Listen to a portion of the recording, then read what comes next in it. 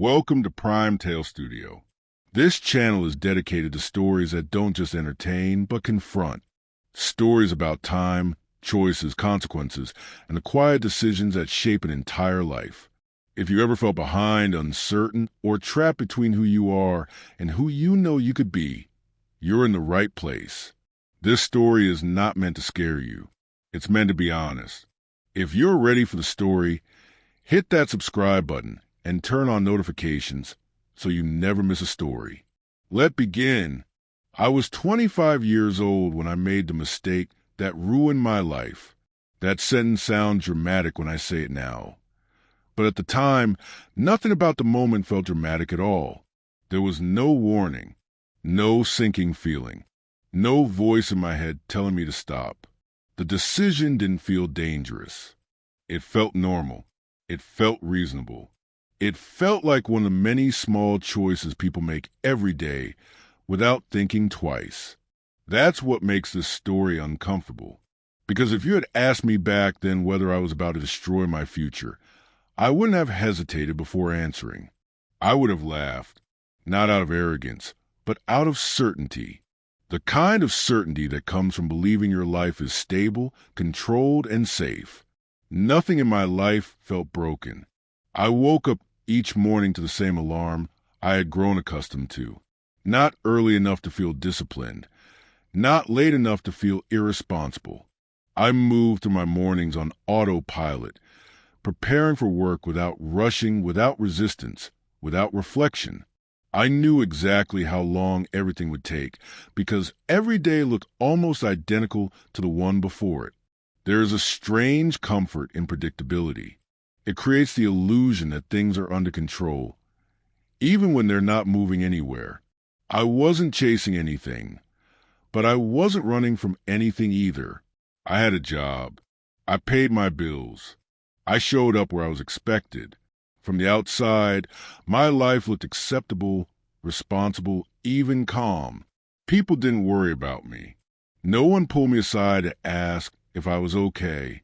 I wasn't desperate. I wasn't failing. I wasn't struggling. I was comfortable. And comfort is the most convincing liar you will ever meet. At 25, I believed I had figured something out about life that other people hadn't. I thought people who stressed about the future were wasting the present. I believed urgency was just fear pretending to be ambition. I told myself that calmness meant wisdom, that patience meant maturity, that rushing was a sign of insecurity. I didn't realize I was confusing stillness with stability. I told myself I was balanced, that I had everything under control, that I didn't need to rush into anything just to prove something to someone else. What I didn't understand was this. Balance without direction is not balance at all. It's drifting. And drifting feels peaceful right up until you look up and realize you're nowhere near where you intended to go. My days followed a predictable rhythm. Work during the week. Casual plans on weekends. Late nights filled with laughter, sarcasm, and conversations that sounded deep but led nowhere. We talked about the future the way people talk about weather, vaguely, without commitment, without responsibility.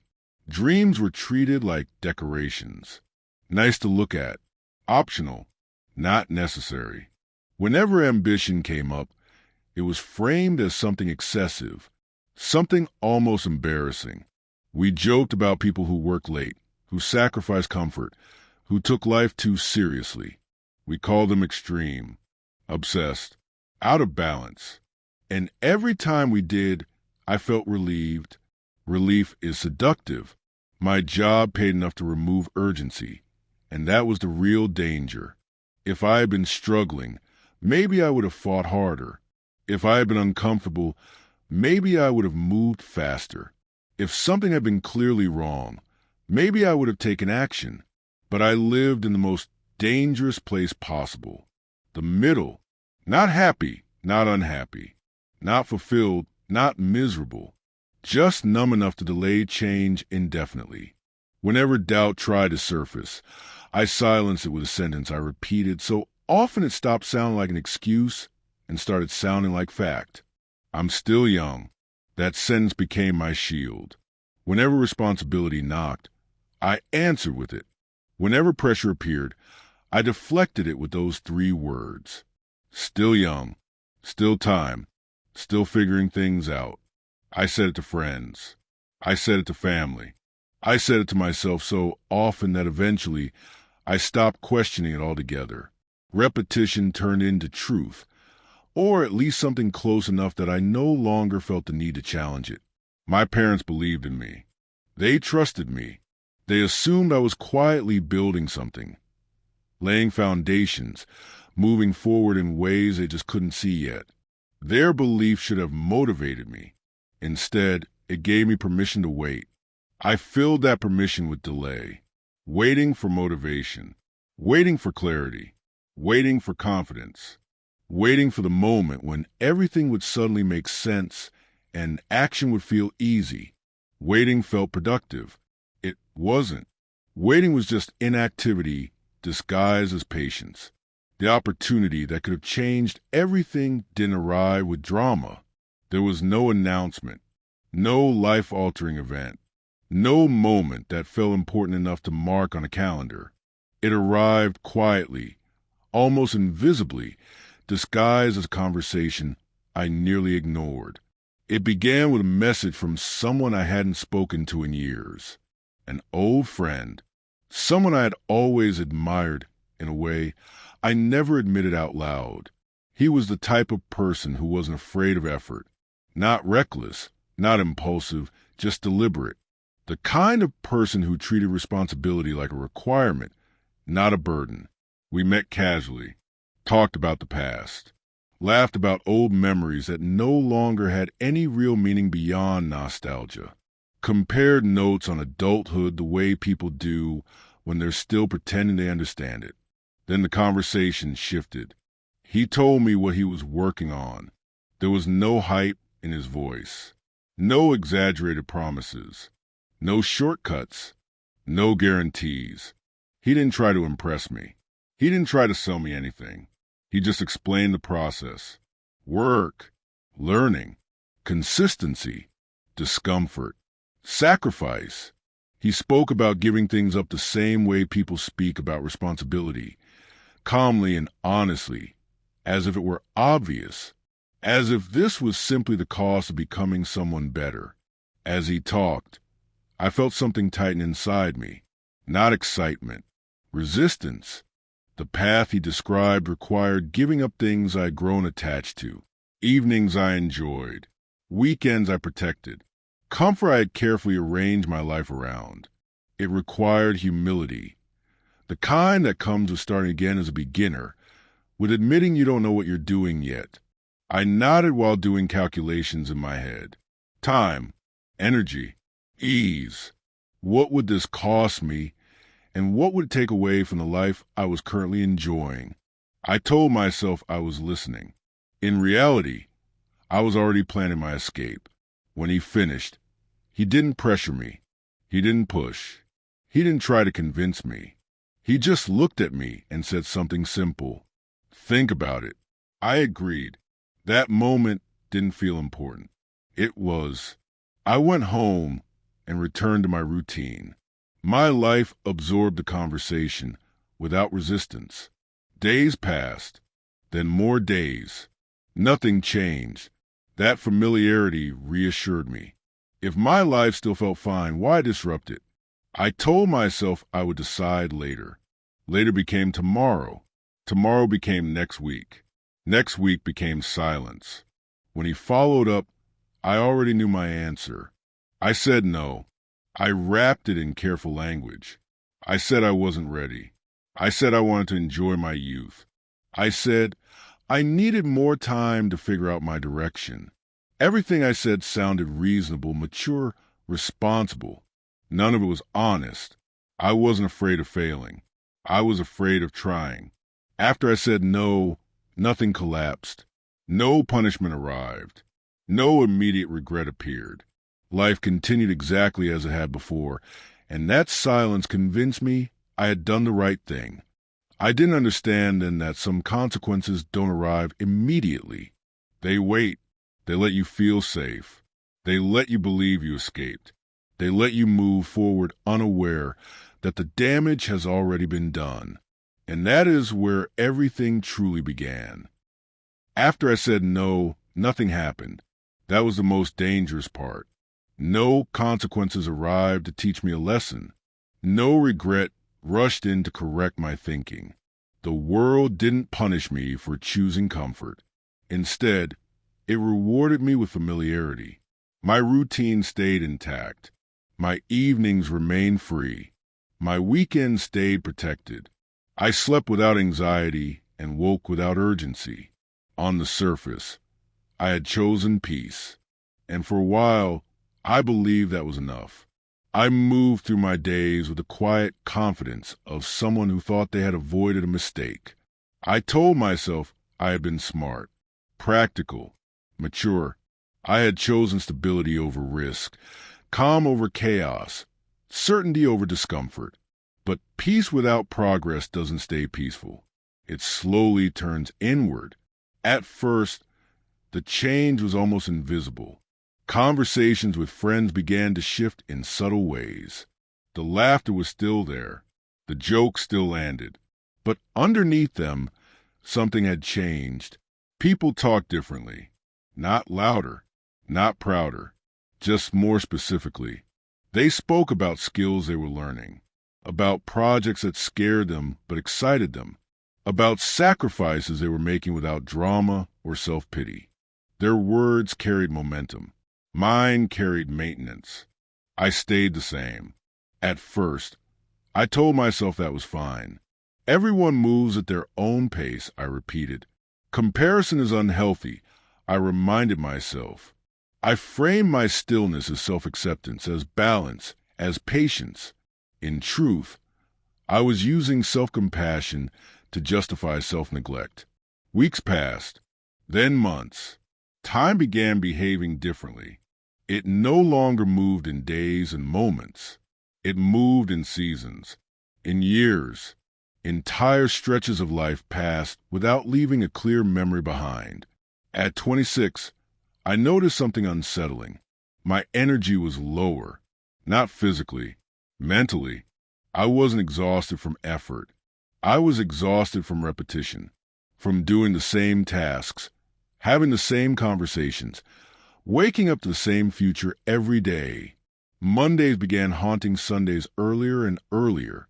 I watched the clock more than I watched my work. The job hadn't become harder. It had become heavier. Every task felt pointless because it led nowhere. There was no progression to look forward to, no skill building towards something meaningful, no sense that today mattered more than yesterday. That's when I learned something no one talks about. Burnout doesn't only come from doing too much. It also comes from doing too little of what matters.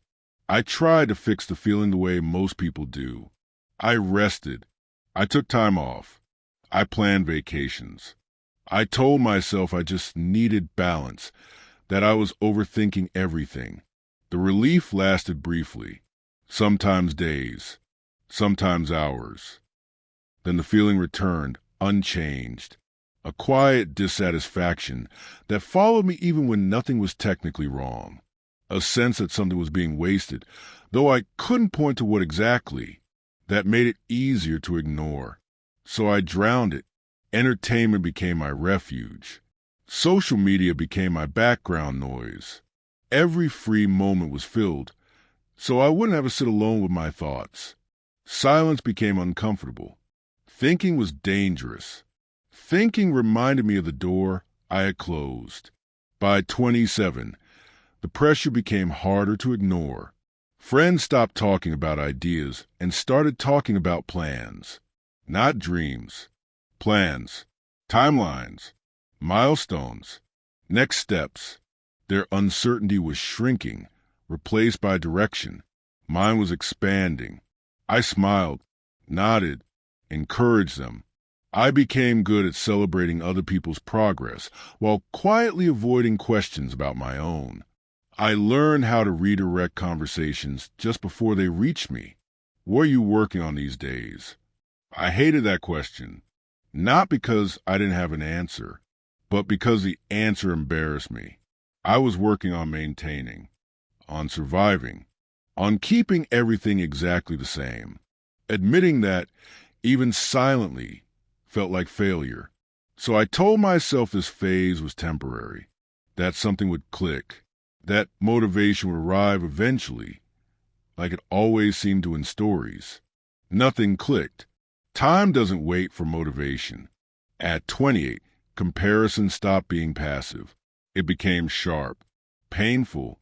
Social media stopped showing distant strangers and started showing people I knew, people I grew up with, people I once stood beside, people who had been just as unsure as I was. Promotions appeared, new titles, new responsibilities, engagements, new homes, businesses launched, risks taken.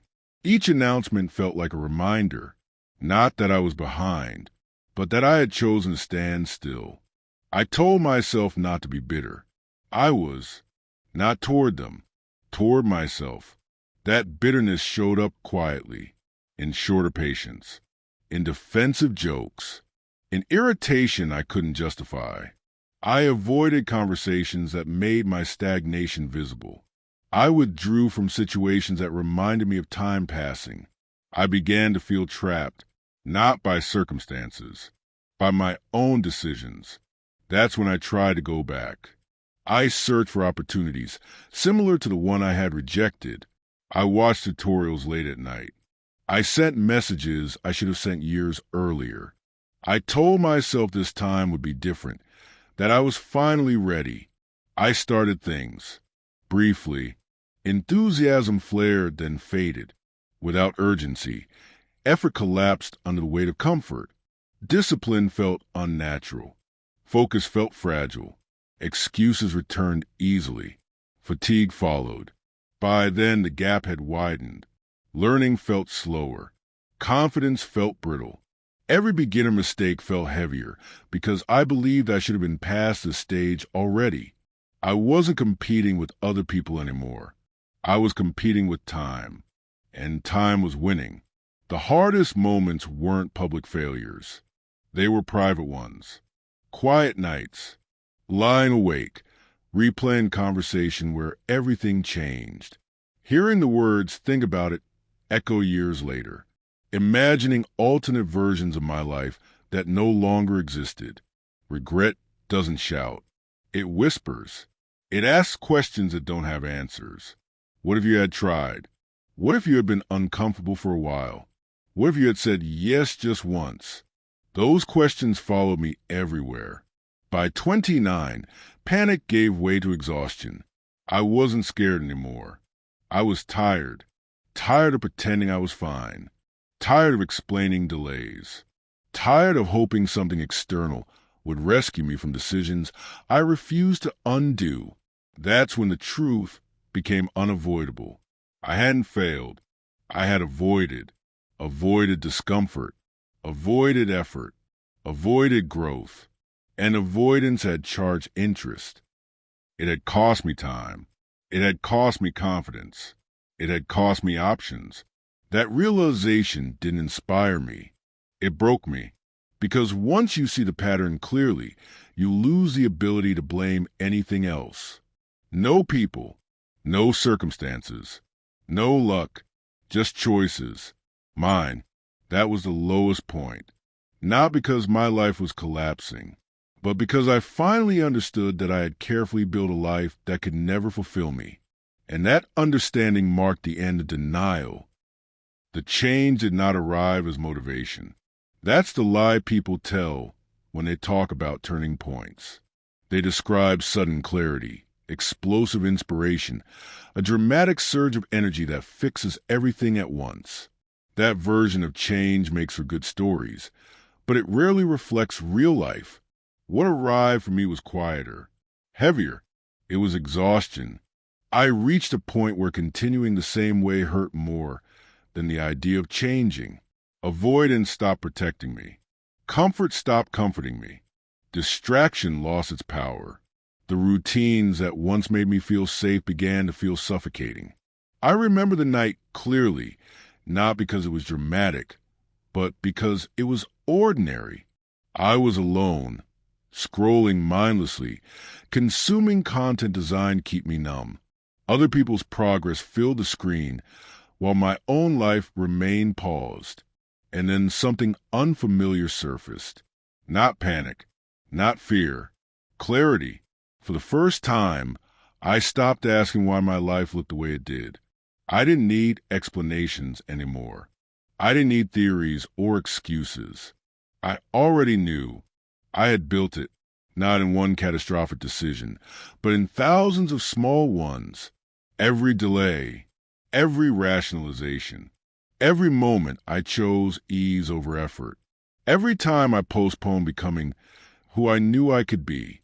This wasn't bad luck. It was math. And once I accepted that, something unexpected happened. The shame softened, not because I forgave myself, but because I finally understood myself. I wasn't broken. I wasn't lazy. I wasn't incapable. I was untrained. I had spent years strengthening the wrong muscle, the muscle of avoidance. I had practiced comfort until it became instinct. I had rehearsed delay until it felt natural. And muscles once trained can be retrained. That realization didn't feel empowering. It felt realistic.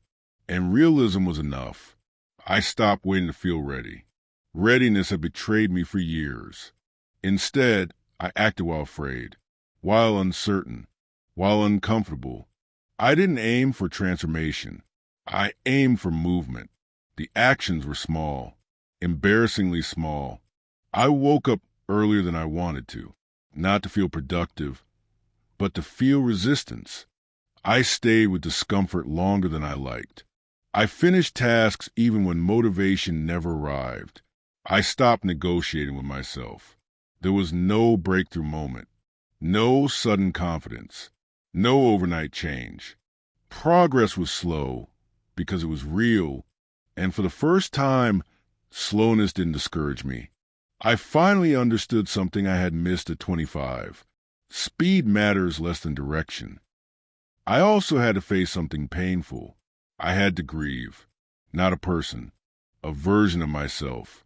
The version who believed success would arrive without sacrifice. The version who imagined he would start later and somehow not pay the price. The version who thought time was generous. That version didn't exist anymore. Letting go of him hurt more than admitting failure ever had. I had to accept that some opportunities were gone, some timelines were broken, and some advantages had been wasted. That loss deserved mourning. Only after I stopped clinging to the past could I focus on building a future that actually belonged to me. Starting late is humbling. There's no way around that. You feel behind. You feel exposed. You feel the weight of every beginner mistake more heavily than someone who started earlier. There were days I wanted to quit, days when comparison returned, days when I questioned whether effort at this stage even mattered. It did, not because it erased the past, but because it changed the future. Slowly, something unfamiliar returned. Not confidence, not pride, self-respect. The quiet kind. The kind that grows when you keep promises to yourself. When you do what you said you would do, even when no one is watching, even when the results are invisible. I began to trust my own word again. That trust changed everything. Life didn't suddenly become easy, but it became honest. And honesty is lighter than regret. I stopped measuring my progress against other people. Their timelines were no longer relevant to mine. I measured myself against yesterday. Some days I failed. I kept going anyway. That persistence reshaped something deeper than habits. It reshaped identity. I was no longer someone who waited. I was someone who acted, late, imperfectly, but deliberately. If this story resonates with you, if you see yourself somewhere in these moments, then this channel exists for you. Prime Tale Studio is built for people who want honesty over hype, clarity over comfort, and stories that challenge rather than distract. If you want more narratives like this, Stories that confront time, regret, discipline, and personal responsibility. Consider subscribing, not because it helps the channel, but because it reminds you to keep choosing awareness over avoidance. Here is the truth I wish someone had forced me to understand at 25. You don't lose your life all at once. You lose it in fragments. In the moments you choose comfort instead of courage.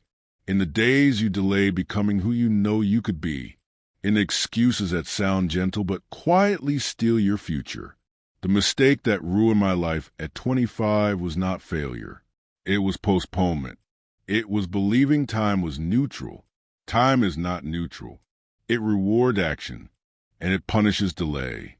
If you're listening to this and you feel behind, understand this clearly. Behind is not hopeless. Waiting is. Start while you're afraid. Start without clarity. Start even if you feel late. Late effort still compounds, but only if you begin. Do not wait for confidence. Confidence follows action. Do not wait for motivation. Motivation follows movement. Do not repeat my mistake. Comfort feels safe, but it quietly steals your future.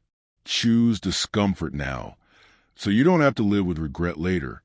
This is not a story about failure. It is a warning. And if you are hearing this before 25 or after it, then this story has already done its job. Thanks for watching. I hope my experience at 25 can serve as a lesson for someone else. But that was just one part of the journey. The next story is even more intense and shows just how quickly things can spiral. Check it out right here. It might change the way you look at your own choices.